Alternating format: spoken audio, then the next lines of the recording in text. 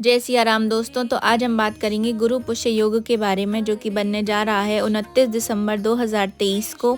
तो जो 29 दिसंबर 2023 को सिर्फ गुरु पुष्य नक्षत्र या योग ही नहीं बल्कि और भी कई सारे ऐसे दुर्लभ संयोग बनने जा रहे हैं, जो कि एस्ट्रोलॉजी के अकॉर्डिंग बहुत ही ज़्यादा शुभ माने जाते हैं। तो उनमें से एक है अमृत सिद्धि योग और त्रिपुष्कर योग। तो आज हम जानेंगे कि त्रिपुष्कर योग और गुरु पुष्य योग जो होते हैं वो क्या क्या होते हैं और इनमें क्या इनका मतलब क्या महत्व होता है। साल के आखिरी दिन 31 दिसंबर को गुरु जो हैं वो मेष राशि में मार्गी होने जा रहे हैं और 29 दिसंबर को गुरु पुष्य योग समेत कई दुर्लभ संयोग भी बन रहे हैं। पंचांग के अनुसार 29 दिसंबर 2023 को गुरु पुष्य योग बनने जा रहा है। साथ ही इस दिन अमृत सिद्धि योग, त्रिपुष्कर योग और पुष्य योग समेत बेहद ही शुभ संयोग बनने जा रहे हैं, जिसके शुभ प्रभाव से कई राशियों को बहुत ज्यादा लाभ होने वाला है। तो आइए चलिए पहले बात कर लेते हैं कि आखिर गुरु पुष्य योग होता क्या है। तो हर दिन बदलने वाले नक्षत्र में पुष्य नक्षत्र भी शामिल होता है और हर 27वें दिन जो है वो पुष्य नक्षत्र आता है। यह जिस भी वार को आता है, मतलब कि यह जिस भी दिन को आता है, इसका नाम भी उसी प्रकार रखा जाता है। इसी प्रकार जैसे गुरुवार को पुष्य नक्षत्र होने से गुरु पुष्य योग कहा जाता है। पुष्य नक्षत्र में धन प्राप्ति, चांदी, सोना, नए वाहन, बही खातों की खरीदारी एवं गुरु ग्रह से संबंधित वस्तुएं अत्यधिक लाभ प्रदान करती हैं। इस दिन की गई खरीदारी अधिक समय तक स्थायी और समृद्धि प्रदान करती है।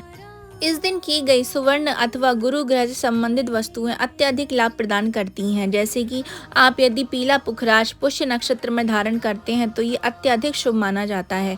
तो अब चलिए बात कर लेते हैं त्रिपुष्कर योग के बारे में। इस योग को काफ़ी ज़्यादा शुभ माना जाता है। कहा जाता है कि इस योग के दौरान किए गए कार्यों में इंसान को सफलताएं प्राप्त होती हैं।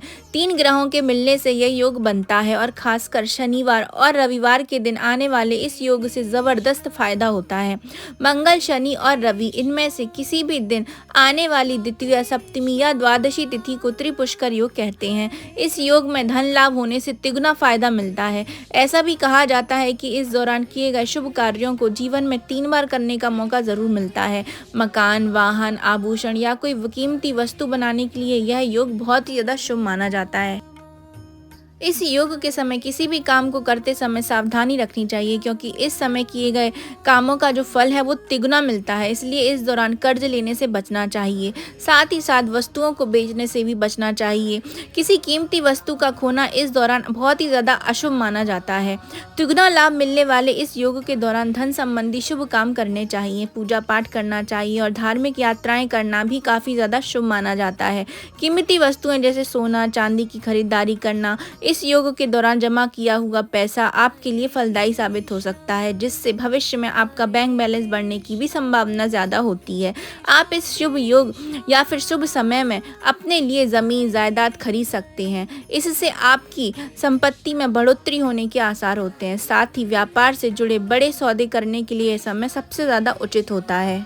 तो चलिए अब मैं आपको बताती हूँ कि किन किन राशियों को लाभ होने वाला है। तो पहली आती है वृषभ राशि। तो गुरु पुष्य योग से वृषभ राशि वालों के लिए नया साल बेहद ही शुभ साबित होगा। नौकरी कारोबार में तरक्की के बनने के योग दिख रहे हैं। आर्थिक स्थिति मजबूत होगी और आय के नए साधनों से भी आपको लाभ प्राप्त होगा। दूसरी राशि आती है यहाँ पर मिथुन राशि।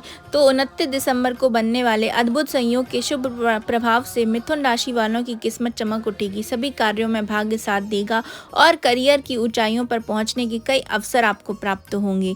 तीसरी राशि आती है यहाँ पे सिंह राशि। तो गुरु पुष्य योग और अमृत सिद्धि योग के शुभ संयोग से सिंह राशि के व्यक्तियों के धन दौलत में वृद्धि के योग बनेंगे। आर्थिक स्थिति में सुधार आएगा। शुभ समाचार भी आपको मिल सकते हैं। व्यापार में भी मुनाफा होगा और आनंददायक जीवन आप गुजारेंगे। अब आती है कि कन्या राशि की बारी। तो 29 दिसंबर 2023 से कन्या राशि के लोगों के अच्छे दिन की शुरुआत होगी। नया साल आपके लिए बहुत ही लकी साबित होने वाला है। करियर में खूब तरक्की करेंगे। घर में खुशियों का माहौल रहने वाला है।